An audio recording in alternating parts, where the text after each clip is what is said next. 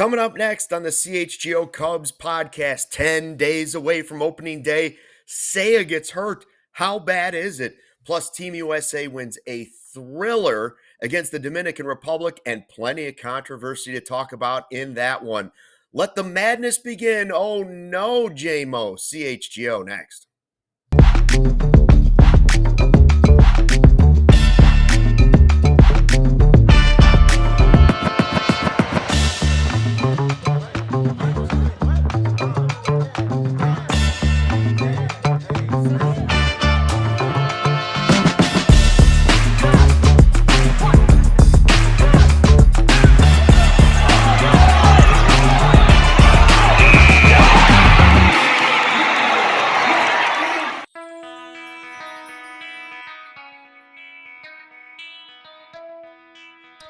Hey, Chicago, what do you say? It's the CHGO Cubs Podcast on a Monday, the kind of Monday that's only going to happen one more time, and then next week, baseball season begins. Jump in the chat. Hope you had a great weekend. Hope you're going to have a great week. So make sure you like this video, subscribe to our channel, the CHGO Cubs channel, because guess what? Baseball season right around the corner. Joey Christopoulos, Justin Roman, Luke Stuckmeyer, and Sarah on the ones and twos. Go Team USA. Yes, absolutely. Absolutely. Team USA moves on to the final. Luke Stuckmeyer, how are you, man? We only got a couple more of these off-season bad boys left until the real thing happens. Oh, I snuck a little birthday cake in over the weekend. I got full energy going into this show today. When you said we only have one more of these, and I was thinking, wait a minute, I hope he's talking about the snowstorm. I hope he's talking about the snow and ice, because I could deal without that anymore. But here we are. That's right. Next week, the Cubs play a real game at Wrigley Field. We're finally almost through the offseason. We got so much to talk about, because the Team USA game was crazy. The Venezuela game was crazy. Now the setup for the next one is crazy. The talk afterwards was crazy. The call was crazy. And JMO had a rough day. Do you think you had a bad weekend? Imagine being Jameson Taillon. But first, crazy. His stat line is right? crazy. Jameson Taillon's ERA, woof. And we're sitting here panicking about Seiya.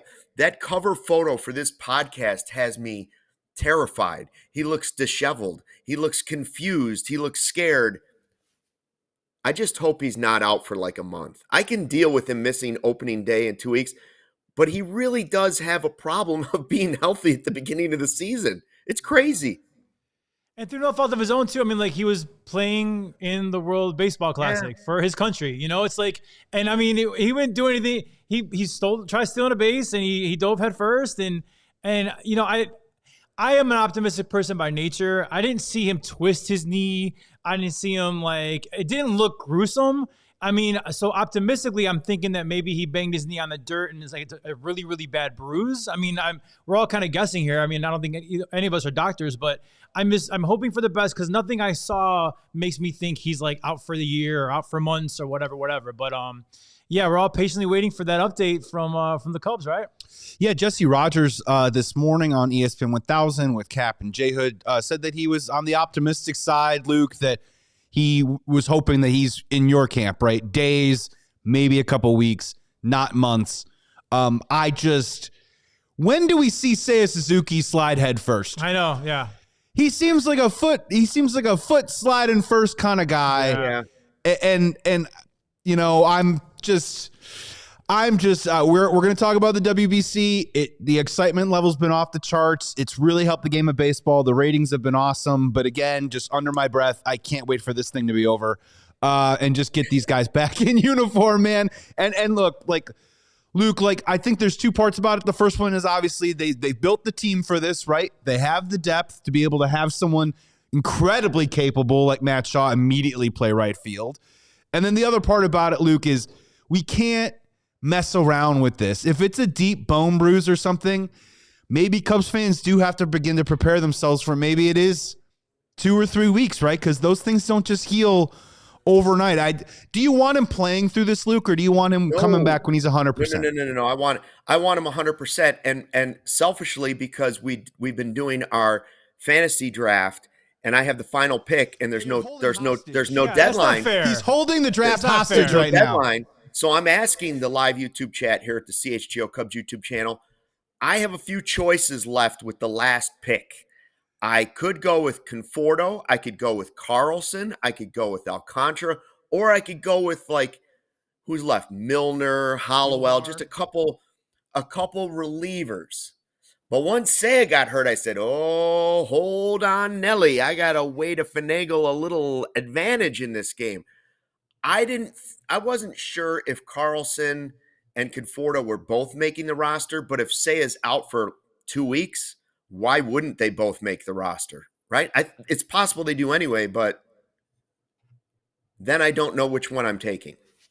Well, either way, I think that you're looking at one of those guys being like Matt Shaw's backup. I think Matt Shaw will get the right field starts. I mean, I would hope so, at least. He's the guy that I would want there. What's frustrating about this is that Seiya was having a great spring and a great WBC. Like, he was looking good. The power was there. You felt good about maybe him getting a full healthy season under his belt. And again, sky's the limit when he's healthy. With that bad, it can be elite. It's been elite in the past, and it can be elite with health. But man, I'll tell you what, it's frustrating. Now, last week, Joey, I feel you kind of jinxed the Cubs a little bit. You're like, I hope Team USA loses so my Cubbies will get back into camp and everything. And no one was hurt until you said that. And then Seiya Suzuki slides head first. He doesn't play for USA. But still, the overall concept was you wanted our boys to come home. Yes. And he's one of our boys. Correct. And it's frustrating because Seiya did look really, really good up until that injury. And I pray that it is a very, very short stint, whether it's rehabbing or whatever it is. I hope it's more on the short side than the long side. Yeah, they just have to play it. They got to play this one really conservatively, right? I believe it was 2 springs ago. I think Seiya was hitting over 400 in spring again, and then he had a little oblique injury. And then a month later, he came back and got off to a rough start. And this is a guy that is in a contract year. You want to see him hit the ground running. Waiting with bated breath, Luke, that just hopefully everything's okay. Justin, to your point that the no twisting thing, I think is important. Yeah. Right? Like, if he banged it really, really hard on the ground and you've just got a really bad bruise and it hurts a lot, you can kind of, time heals all with that, where I think if it was a twist or a sprain or something along those lines, I don't know. We're going to wait and see. Him walking out under his own power was good news. But again, a casualty of the WBC. And frankly, look, I'm upset about the whole thing, but it definitely could have been worse. And I'm not going to sit here and be like, we should never have the WBC. That's ridiculous. It's been incredibly entertaining and great for the sport, but man, it still sucks. Well, it's why owners probably hate it, and probably why managers hate, because stuff like this, right? The fans love it. We'll get to the whole segment about the Team USA, and I was at the edge of my seat last night, but so the fans love it. I think it's been a total win, but I can imagine the owners, I can imagine Tom Ricketts and Jed Hoyer watching Seiya go head first in the second base and grimacing and then getting up and limping. I'm sure their heart just sank, because he's a big part of a reason we could win the World Series this year, at least be contenders. Seiya Suzuki is a major reason why, if we get that far. I think he's got to have a huge season for the Cubs to be really successful this season, right? Without Tucker there and a bunch of young guys, he's one of the known commodities they have offensively, and so he's got to be healthy and he's got to produce this year, not just for the Cubs but for his own financial future. He's got to do it, and it's always been something. It's the oblique, it's a hamstring. It's just been unfortunate that he can't. Hopefully, this is nothing. Hopefully it's nothing. And the World Baseball Classic's been great. Would you guys rather have them playing, if they have major leaguers playing at the Olympic Games in LA, that'll kind of lay the groundwork for potentially how you could move the WBC to the summertime, All-Star break time, right? It'll show, if they do that, it's going to give you the roadmap for how to do that. Would you rather see these guys risking it in July, or would you rather see them risking it now?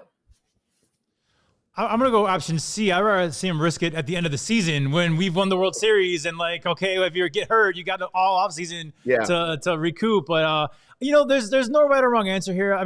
you could say, listen, I people get hurt in spring training all the time. It happens. I know WBC is much more intense. I get that. So maybe the odds are better. But if you do it in the summer, these guys are still gonna be playing hard as well. I mean, there's what Seiya Suzuki did, sliding headfirst into second base. He would easily do that same, I would say, boneheaded thing in July. Like, you know what I'm saying? Like like Joe, you're right. I don't think I've ever seen him do that before, but he did it. He would probably do it if it was in the summer. I just think it's one of those things where it's like, you gotta deal with the risk. If you're going to do this thing and send the big leaguers there, you got to deal with the risk because, there are a lot of stars playing in this, the Aaron Judges of the world. And I mean, the Paul Skeens. I mean, think about the Pirates. You want Paul Skeens throwing really important innings, high stress innings, and it's not even the season yet. So a lot of players are doing it. There's a lot of risk that comes along with it. Unfortunately, one of our guys got hurt, but like we're all talking about optimistically, hopefully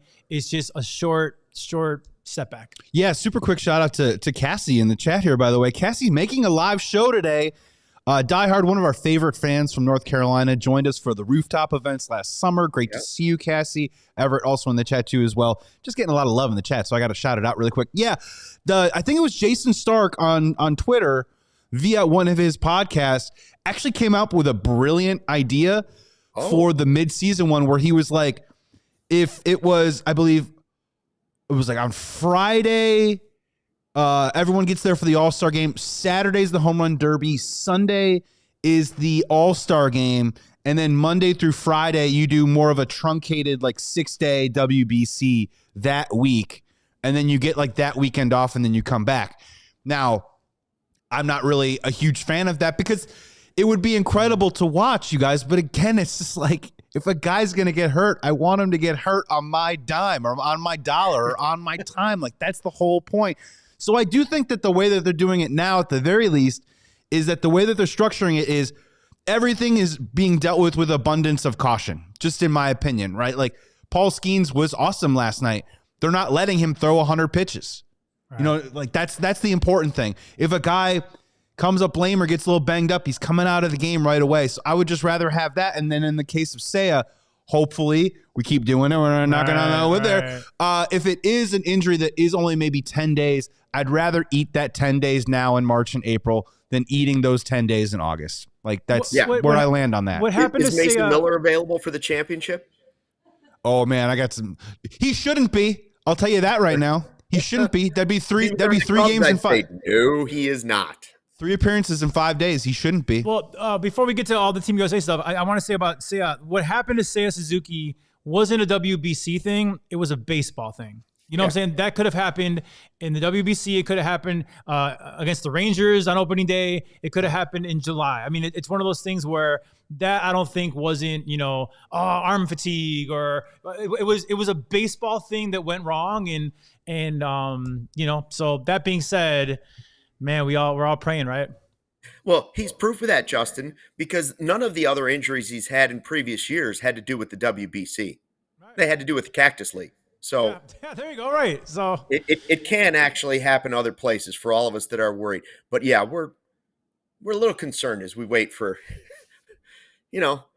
throw one up to the big guy today. Maybe just for a little slide feet first. For a little good luck. Yes. Yeah. Positive vibes. He'll be fine. He'll be fine. Let's talk about all the other stuff. As we go to break, which one do you want to hit first? Do you want the last strike? Is that where we go first? The strike, non-strike? Yeah. Can we just talk about how amazing that game was last night? I mean, like the vibe. It was awesome. But for a game that really means nothing to the major leagues, there were so many things to talk about that we could make this a 3-hour podcast. We won't, but we could. We'll talk about it next on the CHGO Cubs Podcast.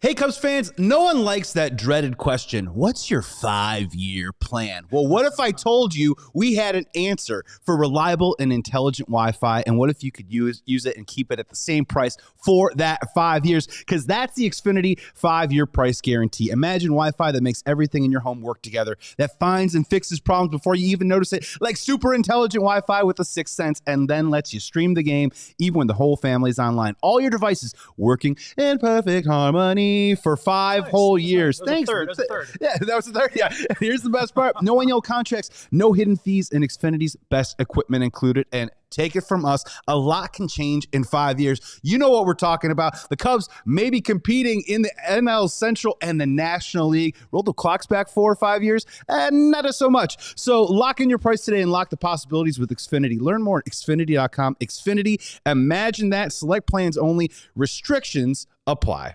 Take a look outside. Winter is back. It's not going anywhere. Couple more days of this. Couple more days. Is your home's heating up for the challenge? Now is the time to schedule your Four Seasons furnace tune-up. At Four Seasons, we guarantee same-day installation for all your heating, cooling, plumbing, electric, and generator needs with no extra charge for nights, weekends, or holidays. Save up to $4,000 on furnaces and comfort systems with Four Seasons heating, air conditioning, plumbing, sewer, and electric. Furnaces start at $39 a month, and furnace AC combos $57 a month. Call today and save $50 from your trusted local experts. They have been serving Chicagoland for over 50 years. Four Seasons, your trusted local experts for heating, air conditioning, plumbing, sewer, and electric. Visit fourseasonsheatingcooling.com for all their special offers and money-saving coupons. That's fourseasonsheatingcooling.com. And again, take a look outside. We are still in the thick of winter for a couple more days. You think you didn't need it? You still need it. I don't know about this. How about this? We're about a week away from opening day. It better go away before opening day, right? Yeah.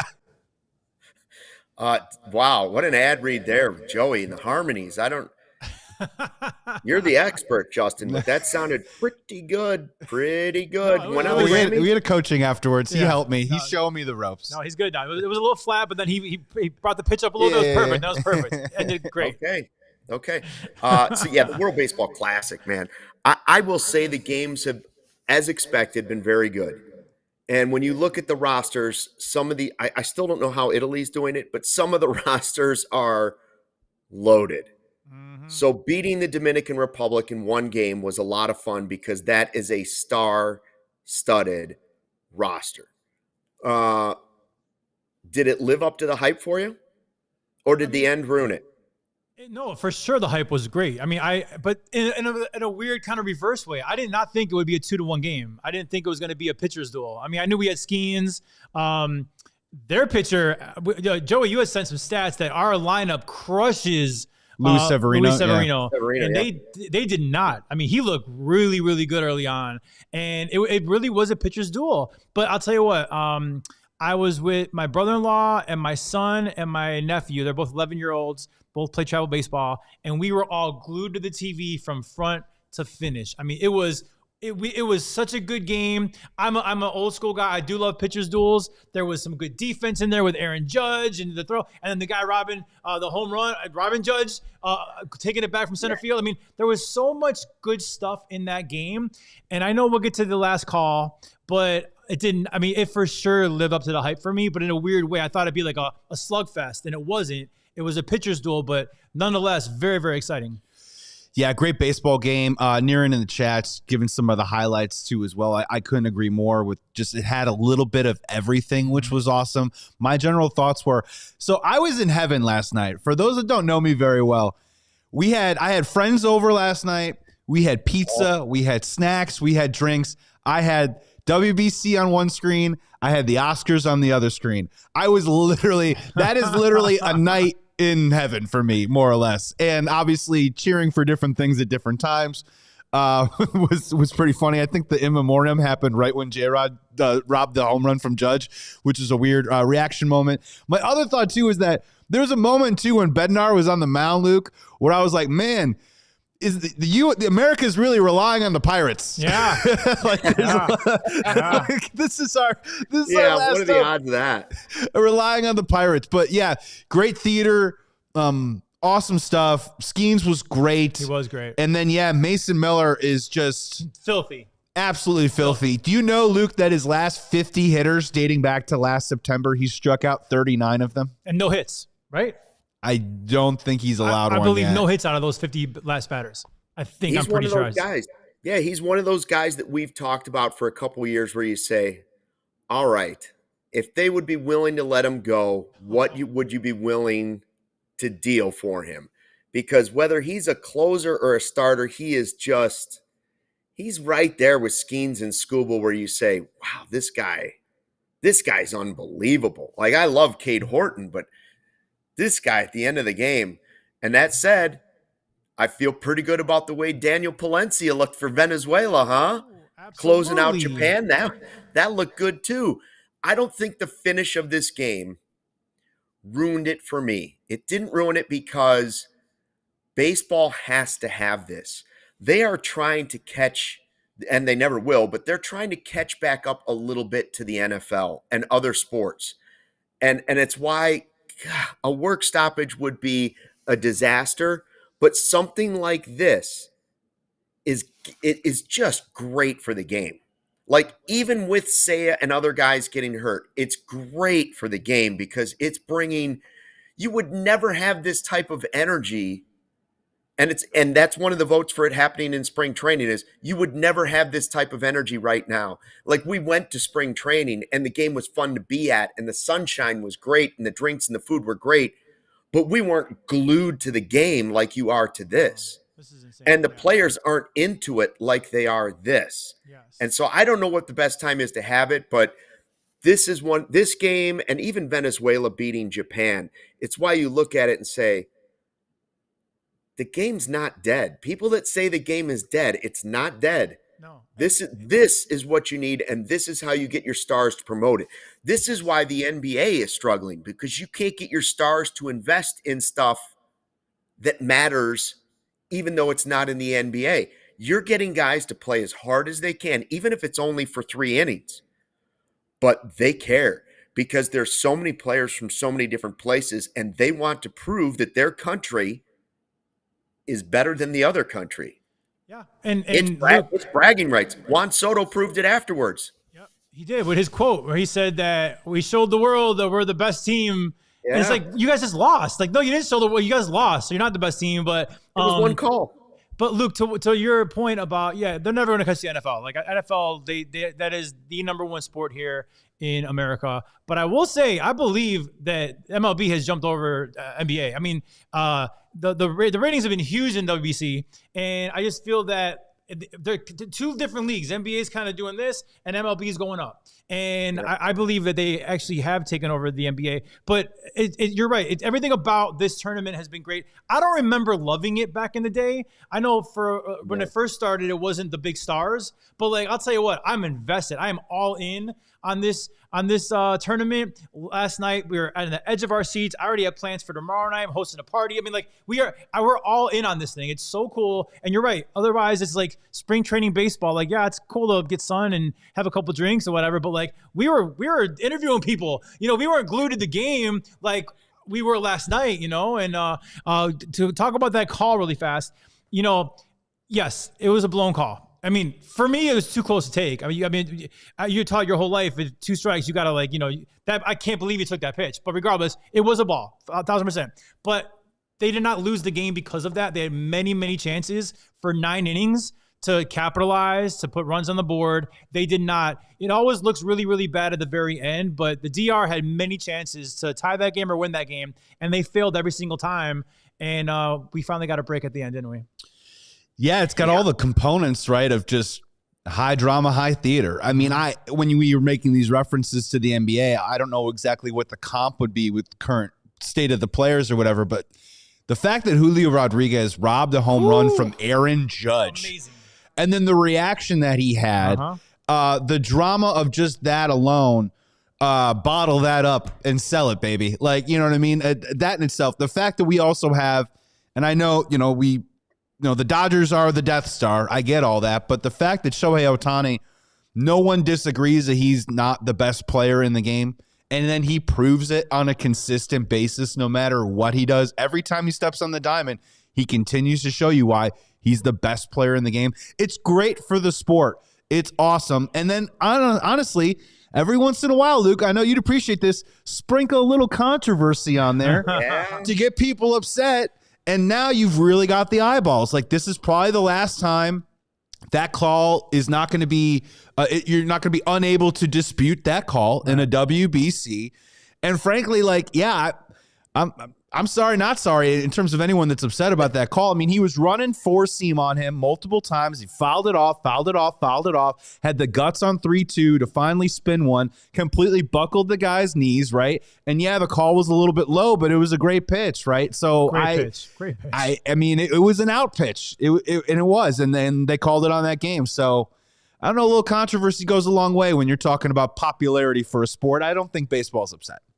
And then for the players, like you said, Soto to pile on afterwards. Yeah. And, they could just say, the better team, I don't know if they won, but that's the way the game goes, and any team can win one game. They could have gone that route, but Soto doubled down on, we're the best team, right? And went for that. How about some of the in-game moves that were going on? Boy, Cubs Twitter is really angry that Mark DeRosa has been moving PCA to left field.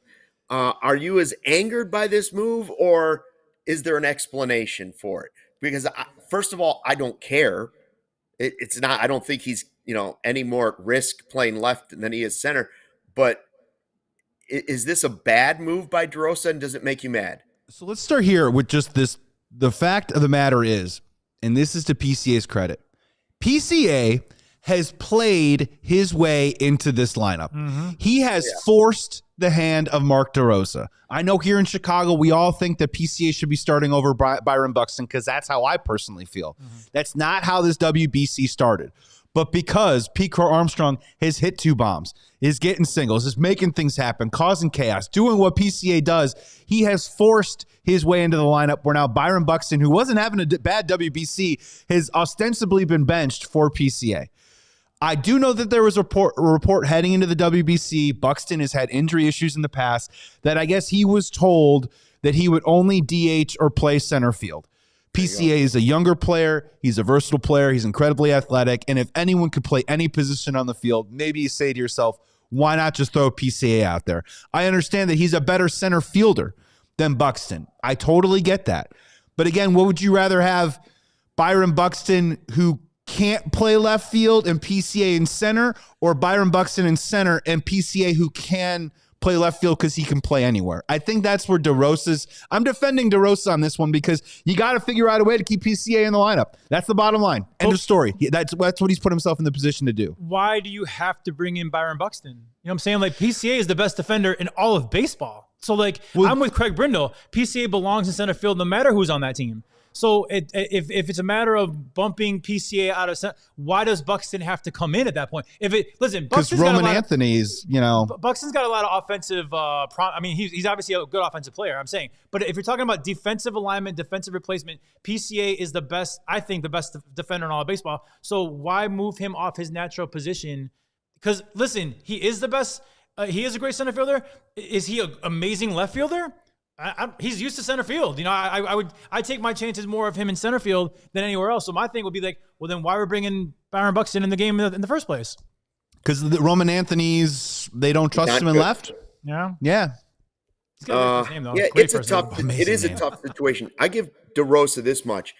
There are a lot of restrictions that we definitely don't know about. Right. Like for instance, what you're saying, Buxton's told he's only going to play center or DH. Okay, I'll play. PCA most likely went into this and was like, we're using you most likely as a defensive replacement. We're trying to get you some starts, but you're there for your defense.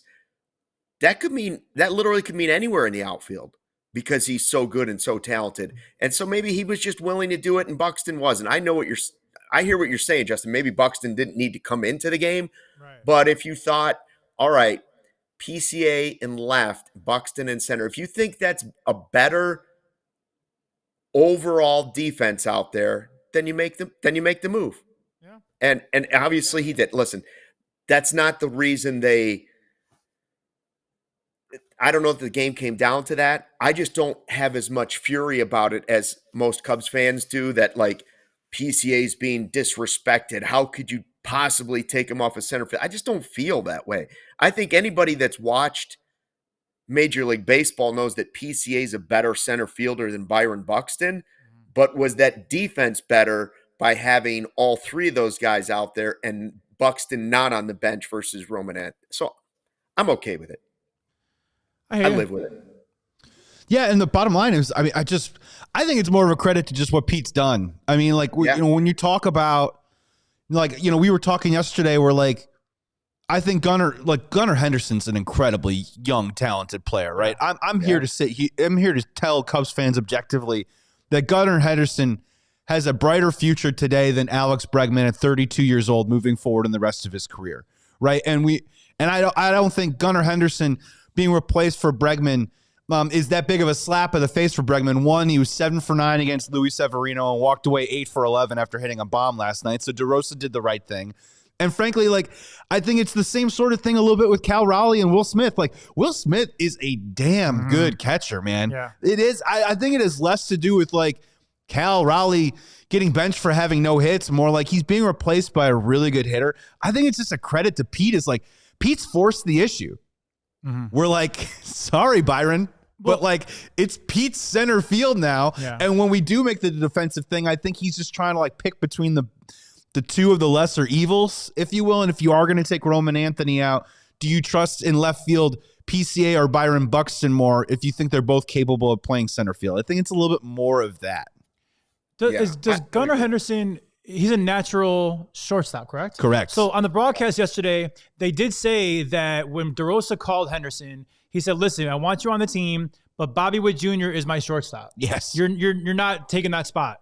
And Gunnar's like, I'll do whatever. So literally, like, putting him at third base is DeRosa trying to get him in because Bobby Witt, and now, I mean, listen, I haven't seen a lot of Bobby Witt, like, but what I've seen of Bobby Witt this tournament, he is unbelievable defensively. I mean, he's everything. You're not moving him off a short. So, but on the broadcast, they did say that they told Gunnar that, like, hey, he's our shortstop. We do want you on the team, but you're going to have to fit in other places. And he was like, yeah, whatever I can do for the country. And to Luke, your point, probably PCA said the same thing about, I'll get in where I fit in, whatever it is, right? So that is probably what it is. The point I'm going to end on and die on is that he's just the best defender, I think, in baseball, and for sure the best center fielder. So I would just kind of want my best foot forward, and maybe I don't bring in Buxton, or fine. No, leave it as is. I mean, Roman Anthony's had a great WBC, so that's the other question of, are you really taking out one of the biggest, best bats that you've had in the WBC just in a 2-1 game? Yeah, just to get those outs. I mean, that's what's – and honestly, I don't envy DeRosa's position. These are good players, man. Right. They're all all-stars. So whatever you do, it's a little damned if you do, damned if you don't. Totally. All right, we're going to talk about Cubs baseball specifically when we come back. We got to take another quick break. Afterwards, J-Mo, oh no, what are we going to do about Jameson Taillon? It's next on the CHGO Cubs Podcast. Justin woke up this morning. Snows outside. Oh my God, I have to dig my car out of the parking space. What am I going to do? I don't have any time right now. I was going to have breakfast. I was going to have a full meal. And then my friend showed up. That's right, it's Huel. The chocolate peanut butter Huel was there for me in the morning because this is a meal in a bottle. And the most important part is it has 35 grams of protein, 27 essential vitamins and minerals, no artificial sweeteners, colors, or flavors, gluten-free. And that's right, a meal that's only under $5. So whether it's a chaotic morning or maybe you have a workout and you skip a meal, but you got to get something in your belly to keep you going, get that fuel with Huel. That's right, and it's under $5 for just one meal. So the same complete meal benefits that you want and flexible flavors all right here for you. So for a limited time offer, get Huel today with the exclusive offer of 15% off online with code CUBS15, CUBS15 for new customers only. Thank you, Huel, for sponsoring CHGO Cubs. And if you're busy, remember, Huel is a game changer. The Game Time app gives the advantage back to the fans. It's the hack for unlocking amazing tickets and experiences in a few taps. It's incredibly easy to use, and the Game Time guarantee means you can trust you'll get 100% authentic tickets on time and at the best price. Plus, fees are always included, so what you see is what you pay. Now, let's see, we're a little over a week out from opening day. I'm on the Game Time app right now. Opening day, you can get in the door right now at Wrigley Field for $83. Let's go. All right? If that's too steep, why don't you wait 2 days? Because that Saturday game against the Nationals, $34. Even better. All right, so there you go. You can pick out zones, like I want this zone on home plate. You could get a seat view, kind of a panoramic seat view from the seat you're looking at before you buy it, which is awesome. Make sure you like what you see. The view is good for you. Take the guesswork out of buying MLB tickets with Game Time. Download the Game Time app, create an account, and use code CHGO for $20 off your first purchase. Terms apply. Again, create an account and redeem the code, which is CHGO, for $20 off. Download the Game Time app today, and we'll see you at Wrigley. Hey guys, back on the CHGO Cubs podcast. One more thing about the WBC. I mentioned Palencia. As we're starting to pick these teams, who took Palencia? In our fantasy draft? I think he's the guy holding the draft hostage right now. It might be Luke Stuckmeyer. It was me. That was great. Great call by me. That was wonderful. Yes. Danny Palencia, Gasolina. And I think you took also Matt Shaw, who might be our starting right fielder, depending on what happens with Suzuki. I did. And I got the guy we talked about, PCA. Listen, I don't want to give it all away. We'll do some of this on Wednesday probably, right? Yeah. Tomorrow, just confirm. If you pick by Wednesday. Huh? If you pick by Wednesday. Well, it depends on that Seiya news. Maybe not. We're in no rush. I might just have a question mark. TB. I might let the chat choose. There you go. That's fun. Let the chat choose. And tomorrow, just confirmed during that ad break, Alex Cohen from Marquee Sports Network will join us tomorrow. Awesome. All right. So, Jameson Taillon. I stand here and I tell you how many times we all say it. The Cactus League stats mean nothing. But this is getting a little bit concerning with Mr. Taillon. In his last game, 10 runs, 8 hits, 4 walks in 3 1/3 innings. He's now in a little over 9 innings, allowed 21 hits, 23 runs, 8 home runs, and 7 walks. Okay? Taillon called this Sunday a big step back, both mechanical and mental, because of the way he's just getting knocked around. The Dodgers completely knocked him around yesterday. And then he told Megan Montemurro that, sometimes he's never satisfied. So he's always tinkering, right? He said, and sometimes you tinker on, trying to make this just right. And sometimes you tinker on the edge of it messes you up. He's like, right now I'm messed up and I need to tinker to get myself back to where I want to be. Well, the calendar says there's 10 days. And he's not the opening day starter. So let's say he's the 5th starter. All right, now you got a couple weeks for him to get this right, whatever the tinkering might be. But are you concerned that the guy that looked so good the last time we saw him in the playoffs and was so depended on for the Cubs is just getting rocked and seems totally lost on the mound in the Cactus League? We did a little thing called Producer Prepare a few weeks ago. Yeah. And I think we all decided JMO is, being a veteran that he is more of a prepare. So he is in my rotation.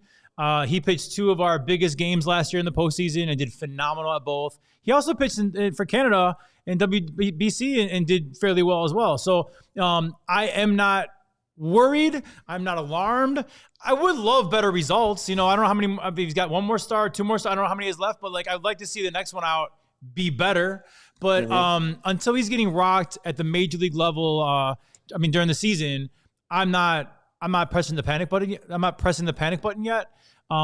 Because I think he falls under the category of prepare. So get your mind right, get your stuff. A lot of flying going back and forth. You're with your Canadian team, now you're back. Okay, get your mental focus on my Cubbies and do what you got to do to prepare for your next start, because he's still firmly in my rotation. But I would like to see improvement next start for sure. Yeah, I did this bit last week. Jameson Taillon's ERA right now is 22.18 in the spring. Not good. And whenever you do the trivia game of when Jameson Taillon's ERA is higher than Charles Barkley's career points per game average, it's not great. It's not ideal when his ERA is higher than Hakeem Olajuwon's career point per game average. We've done this before. I'm a big believer in spring training. Jameson Taillon is in the prepare category, but it would behoove Jameson Taillon. It wouldn't kill him to maybe produce in this last start, just for maybe his own sanity, maybe his own peace of mind, to just get back. And again, he's a guy that pounds the zone a lot. He likes hanging around the zone. So he needs to locate that fastball and he needs to locate his pitches, or he's going to get banged around a little bit. I understand that, yeah, maybe he has been tinkering too much, needs to get back to some meat and potatoes. That's fine. I just would prefer in his final start before he moves up, we head back to the Midwest and start playing in Wrigley. Just, you know what I mean? Don't get destroyed for 6 runs in 2 innings. That would just be my preference. Walk away at least saying, like, I got a little bit closer. I felt a little bit better. Right. And yeah, I'm willing to rock with JMO. I'm willing to have some patience, even if he's out of the gate a little bit wobbly. You know, if he does like a 4-inning, 4-run start, I'm also not going to really freak out right off the jump. But this is a veteran, though, that knows when it's time to hit the switch. I just would prefer in his next start, maybe, turning the lights on a little bit here and as we're ramping up and getting ready to roll. And because it's been going on for basically the whole Cactus League, I don't feel like it's an injury thing. I don't feel like it's just some mechanical. He said, he came out and told Megan Montemurro, like, part of this is mental now because he got rocked a couple times and he's like, am I overthinking it? Am I going back with the tinkering that I was doing too much? And he's got to straighten that out. So I don't think there's any way that he's not part of the rotation when the season starts, unless for some reason Jameson Taillon goes to Craig Counsell and says, you know what, the best thing for me right now to get it back on track, like I know I will because I'm not hurt, he's like, just let me do a couple starts at Iowa to start the season, or at least one, so I can really get that confidence back. I don't expect him to say that at all, but to me, that's the only way he's not in the starting rotation when the season starts. That said, while I normally like to totally ignore Cactus League play, and also WBC for that matter, I can't completely ignore an ERA of 22. What's the ERA number when you start saying? I can't ignore it.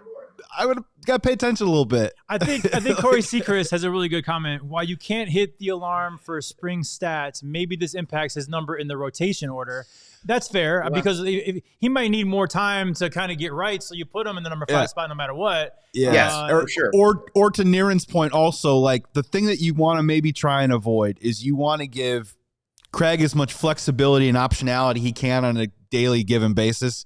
So if JMO's walking into this thing with the ERA the size of David Robinson's career points per game average, you don't want him to say, do I need to save Assad or Ben Brown? Do I need to maybe line those guys up just in case for the JMO start that early in the season? It's not the end of the world, but I think the preference would be to just kind of let him go out there and hopefully have a good start. So it wouldn't hurt the guy to maybe bring it down to what maybe 19? Yeah. I mean, now you bring up David Robinson. Are we going to have to start calling the Admiral now? Is that what we're going to have to do for Jameson Taillon? Bruce Levine pointed out that while this has not been announced by the Cubs, usually about halfway through spring training, you start to see a pattern of how they're using guys and timing them out to what the rotation might be, right? Because they want to keep them – they try to back time it with a calendar. So right now it looks like they would start the season with Boyd, then Horton, Imanaga, Cabrera, Taillon. Okay? Taillon with his 22.13 ERA. Most people not excited probably about Imanaga being third and Cabrera, but this isn't necessarily about best, next best, next best, next best. It's a chance to go righty lefty. It's a chance to mix it back and forth, go with different things. So does this, I guess my bigger question about if that's the way they line it up and Taillon is 5, well, that would make sense because like you said, Justin, this would give him like 2 weeks before he would need to figure out what's going on. And Ben Brown's had a pretty good spring. If anything, does it shorten the leash you would have early in the season for Taillon struggles. That and days off. Like, there's lots of days off. It would, if there's not an injury to the rotation, knock on wood, and Ben Brown is not in the bullpen, and he's at Iowa stretched out, and he's throwing gas, and Taillon's first start doesn't go well. Well, I should say his Cactus League start doesn't go well. Then his bullpens are and then he comes and in his first game during the regular season is a bomb. How far would you go before you would say, hey, you know what? Let's send you down, get you right, and let's see what Ben Brown can do in that spot? I think shorter than it was a month ago. I think with JMO, I mean, it's got to be like a bad month. I think he's too much of a veteran with a track record. And by the way, a recent track record. He was really good for us down the stretch last year and in the playoffs. So it wasn't like in 2022 he was good. Like, he was good for us last year. I think, for me, it's like, show me what you got in April. And if he sucks all of April, fine, we could have this conversation. But I think, one bad start, two bad. I mean, I got to give him the benefit of the doubt because he's a very formidable starting pitcher. And honestly, if he's number 5, he's a great number 5. But because we do have Assad and we do have Ben Brown and we have depth and we have Justin Steele lurking and stuff, I'm not giving him all season. But for me, I would say I'm confident enough in him to give him a full month before I would ever press the panic button on Taillon. Yeah, and this is a guy who I think last year, he had 17 quality starts out of 23. I think he only gave up 5 runs twice. So this wasn't a guy that, I mean, there were times where he was a little kind of meh, like sort of in the middle, but he never really got like rocked around super hard last year. So I'm giving the same respect that Justin would give. I'd give him a while. The thing that I would change is, again, it's like there's context to this, right? Like, what happens the day before? Hopefully, good news, Cabrera is awesome, and you don't use the bullpen a ton, maybe the day before a JMO start where you don't feel like you have to run a guy out there just to save maybe a bullpen that you want to keep as fresh as possible. And then the other one is, I think he still deserves these starts, but for a veteran guy, sometimes you run into trouble in traffic in the 3rd and 4th innings. He can work out of it. Mm-hmm. It's JMO, no big deal.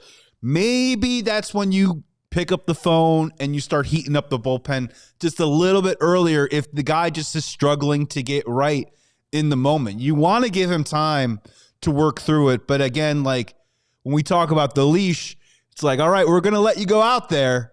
But, how long we let you go out there. And short leash. Yeah, and what that looks like, I think that would probably be more the case than maybe just, chucking him out of the rotation.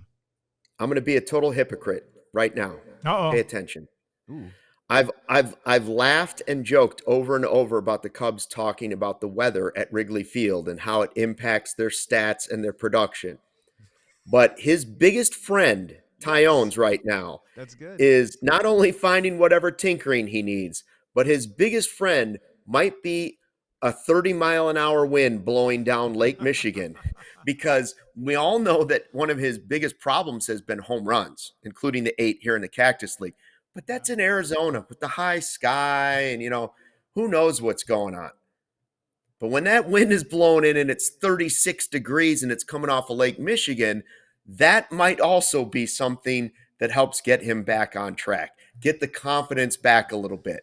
Somebody blasts up a ball and it just drops in the middle of the outfield into your center fielder's glove. That can help too. I'm not in a rush to take him out of the rotation. I can still see a world or a possibility where Jameson Taillon is one of your 3 best pitchers this year. It's not impossible. Steele's coming back from an injury. Like, you don't know what's going to happen. You just mentioned all the quality starts he gave last year. He pitched one of the most important outings we had in the postseason. So is it likely that he's going to be a top 3 pitcher on the Cubs this year? I don't know. It's probably better off if he's not because of his fault, but that somebody else pitches so well that they jump into that top 3 and that he just keeps doing what he's doing, but now he's a 4 or 5. You prefer that Shota and Taillon continue to pitch quality Major League Baseball like they have over most of their time as a Cub, but they start to do it as a 4 or 5 now. And the young guys start to move into the Cabreras of the world and maybe Jackson Wiggins or whoever. Some other guys start to move into 1, 2, 3. That's what you prefer to have. And Boyd is in the same category. You'd prefer Boyd to have that same season, but have that same season as the 3, not necessarily the ace when the season's done. I still can see Taillon being a big part of this team. I'm not panicking, but I'm also not ignoring it. And maybe my leash is just slightly shorter. If the wind was blowing in and he got blasted in his first 2 games and they were both at Wrigley Field, Concernometer? I would think about it earlier than I would have a month ago. Well, too bad he wasn't pitching last night because I thought my house was going to blow over. Exactly. I have never heard and felt such strong wind. I live in the western suburbs, man. Overnight, I just thought my house, I thought I was like in the Wizard of Oz. I thought like my house was about to get blown away. So JMO would have loved pitching in last night's elements, assuming that the wind was blowing in versus out because it was nasty out here. Yeah, Corey Sucrest in the chat. Windy Lake, Michigan, the 4th outfielder. Yeah, right. That's what Jameson Taillon needs. Give me the 4th outfielder. Yeah. Bring him on in. Give me the waves. Different type of wave, you know? Never the wave, the waves. Yeah. Thank you. Plural. Okay, so Joey, you mentioned it. You were watching a little bit of the Academy Awards. I didn't watch it. I saw that Han Solo was up there giving a big dramatic speech that had people crying in the crowd, and it was all wonderful. Let's play a little game of CHGO Cubs Academy Awards. So very fun. we'll take some of the categories and see if we can jam Cubs baseball into the Oscars. Okay. Now, we should point out that our social media director, Emma, was at the Academy Awards. Am I correct? Boots on the She was there? ground.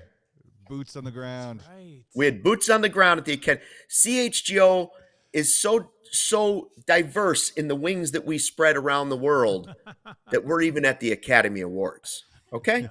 Just so people know. I don't think every other podcast was there. No. We were at the Oscars. Okay? Look, this Just so we've podcast clarified. has the most Emmy Awards of any Cubs podcast, and we have the That's most true. boots on the ground at the Oscars of At any the Cubs Oscars, for podcast. sure. We are the finger on the pulse of all things entertainment this summer. I'll go first. I got a nomination for you. I got a good one. Okay. For what? Motion picture? Best motion picture? No, I'm going to do special effects. Ooh. The moment when we celebrated our 4th birthday here as a CHGO company on the day of Chicago, Luke Stuckmeyer and those popping confetti things, man. especially the second one that me and Justin did No one not see saw. coming. That was right behind us the whole time. Yes. Luke Stuckmeyer's special effects with the confetti gun. I'm nominated for the special effects award. Nice. Oh, I like that. Going back to that picture that Sarah put up of us at spring training at the Cubs game at Sloan Park. Yep. Sarah, if you could do this next time, could you possibly crop out the 6 chicken legs that are severely undercooked? I like my calves, sir. Do you? You know, I was Yeah. just happy you guys were all wearing CHGO merch. Absolutely. Yeah. We're all wearing merch. And But yes, I we could have look zoomed like- in a little we more. look like an ad for uncooked Harold's chicken. That's what we look like right there. We need Hey, more that was Huel. only like our second day. We need more Huel. That's right. Like- It was more early likely. on. I'll go original score to attack there. Best Go for it. original score. Now, do we want to go Cubs Go, which we got to sing Yeah. out there on the grass, Yeah. or do you want to go Take Me Out to the Ball Game for best original score, or do you want to go Lil Rob at the Bulls game when we were there, Summer Nights or whatever that song is called? Or EDM. Want some EDM in there, Luke? Because I know you're a big fan. EDM, a little EDM we could go. I think it's Uh, obvious. Go Cubs Go. We got to sing Yeah. Go Cubs Go. Yeah. That's best Twice. original score. Twice. Go Cubs, That's go. right. Well, me and Joey got to sing Yeah. it twice, actually, because we saw, well, Yeah, 2 that's wins. right. Yes, But- in the shade and in the outfield too. Yes, so yes. 2 great spots. So I would say that's original score is Go Cubs Go for sure. Man, you stole the one I was going to do, Luke. All right. Well, How what other about, categories do you have? What other motion categories picture? put on there? Motion picture. You know what? Let's go actress. I'm going to go our super producer, I agree. Sarah. I agree. Because Sarah. without her, this show does not happen. So the best actress would be our girl, Sarah. Every great show needs a leading lady. Thank you. Thank you. Is anybody- that your speech? How about when she gets into character and she thinks about her motivation and she goes, "Go Cubs." Yeah. I mean, to just do 2 words like that, but deliver a whole story all at one time. Yes. Sarah gets Best Actress just for doing that. I'll give supporting actress to Emma because she's boots on the ground at the Academy Awards. Yes. Yeah, slay. What a Slay. double Slay, team slay. that is, huh? Yeah. Sarah and Emma, man, that's the daily double. That's a new daily that double. Can carry you all summer long. Yes. I got some low hanging fruit for you here. Now, to be very, very, very clear, and I worked in the industry. So when we say actor means male and female. Correct. So best supporting actor, how do we not say the CHGO Cubs chat? How do we not say Corey and Craig and Cassie here? Niren, Chef, yes, Chef, Gary Ross. Oh, I like that. All of them together, maybe they combine for best supporting actor because we're going to need them all summer long. It's going to be a long summer. It's going to be a very fun summer, but we would not have as much fun without the CHGO Cubs chat. How about that? That's a good one. If I had an envelope right now, I'd open it up and go, and the CHGO Academy Award goes to the Sickos and Diehards. The Sickos and Diehards. Can I do one more here? Can I do motion picture? I'm gonna do motion picture, but I'm gonna do it. I'm foreshadowing the motion picture. It is going to be the CHGO documentary of the 2026 World Series champion Chicago Cubs. Oh, that is going to be an epic documentary that we're producing and we're writing the scripts as we speak. But that is going to win the award for motion picture of the year. And I heard Luke Stuckmeyer. Let's do the title already. This period. This. Then that. I love it. I love it. Huh? This and that. I love it. I love it. Yeah, Joey. I was gonna say, for actor, right? For actor, I want to go with a Cub. And for actor, how is it not? It's Pete Crow-Armstrong, right? Like he's the lead. He's the lead of this season. Like he's the Timothée Chalamet version of a guy who did not win the Oscar last night, but he's a guy that everyone thinks is the next big thing. Can he be the next Leo? Like, you know, who's like Chris Bryant, Anthony Rizzo? Like, can he be the next Pacino, who's like the Sandberg of the group? Like Pete Crow-Armstrong is the leading man. All eyes are on him. If he delivers a great performance this season, then I think we got ourselves a damn good movie. And I think all of a sudden our Cubs documentary might be coming into fruition. Yes. So how about PCA for actor? I love it. When we were in Arizona, we did some like man on the street stuff, and it was pretty clear that the favorite player of the people in Arizona, at least, was PCA. He won that by a landslide. So the fanfare is there, the skill is there, you know, the crazy hair that he could change colors is there. He's got everything it takes to be the best actor for sure. Costume. Just going to the Bears games without a jacket on. Yeah. Who's putting those costumes together for him? Somebody gets costume design. Eric in Denver should get costume design because when we all hit the red carpet for these CHGO Cubs Academy Awards, everybody's always asking, what are you wearing? What are you wearing? Yeah. Well, of course, we're wearing CHGO merch from the CHGO locker, where, by the way, you get one of these beautiful outfits free when you sign up to be a diehard, which is special. And it comes with, as we mentioned, the diehard card. Nobody's voting for an Academy Award without a diehard card. Emma talks about how her dad votes for the Academy Awards. What does he have? Well, we sent him a diehard card. That got him instant access to credibility throughout Hollywood. Not that he didn't have it already, but now he's got the diehard card, and everybody wants to know who he's voting for. Sarah, did we hear from Emma? Do we have a photo of what she wore to the Academy Awards? No, we do not. So we're assuming she wore merch then. We're assuming she wore merch. She wore the Iceman hoodie. She wore the Iceman hoodie. She was behind Gwyneth Paltrow in the side thing that was invisible. And Emma showed up in some CHGO hoodie and a merch and one of our new branded Bills hats. And her Shady Rays. And her Shady Rays. And her polarized Shady Rays. Yep. Yeah. But no, she sent me some photos, but I didn't ask if we could use them on the show. Oh, so okay. maybe we can show it later. Well, then don't ask, and we will show those tomorrow on the CHGO Cubs podcast at 2:00. I've got some plans for that then. If she I do didn't got to tell say, us. I know Joey was super excited about the Academy Awards, as was Sarah. Luke, you didn't watch it, you said, right? No, I've seen some clips on the internet. I didn't even know it was last night. So me neither. So I didn't watch it either. Sorry, Joey. I didn't know. No, it was it's last okay. And Harrison Ford thing you're talking about is actually from the SAG-AFTRA Awards, but that's okay. Okay. Oh, Don't let the facts get away. That's like when I thought Canada and Mexico were brawling at the WBC, and it turns out it was 2013. So I Don't let the facts get in the way of a good story. I was all in on America, Team USA versus Dominican Republic. I didn't even know the Academy Awards were on, and I saw a tweet. I don't know the exact handle, but it was a girl, and she tweeted out. She wrote, "Those that are watching the WBC over the Academy Awards are my kind of people," and I was like, that's my kind of girl right there. Like, I had no idea the Academy Awards were on. Not my thing. I was all in on the baseball, but I love the fact that Sarah and Joey had two screens with baseball and the Academy Awards, and they didn't miss a thing of either one. I do respect that. Very, very cool. Multitasking. Well, I'll tell you what happened at our house. We had the WBC flipping between Miss Rachel and Curious George. So those are my people. Those are my people at my house. Okay? That's why I left my house. I went to a different house. You got to do what you got to do. All right. So we'll talk more Cubs baseball tomorrow. Alex Cohen from Marquee is going to join us remotely. Hopefully by then we have an update on Seiya Suzuki. We can talk about that and whatever the deal is with the Cubs outfield picture. And we'll know who Team USA is going to be playing in the World Baseball Classic final, correct? Yeah, tonight, Italy versus and Harrison Venezuela. Ford will give a dramatic speech. Oh no, that already happened at the SAG Awards. My bad. Don't let it get in the way, guys. All right, we'll see you at 2:00. Thanks for checking out the CHGO Cubs podcast. Until tomorrow at 2. Thanks for watching and fly the W. Slide feet first. We all silly like the mayor.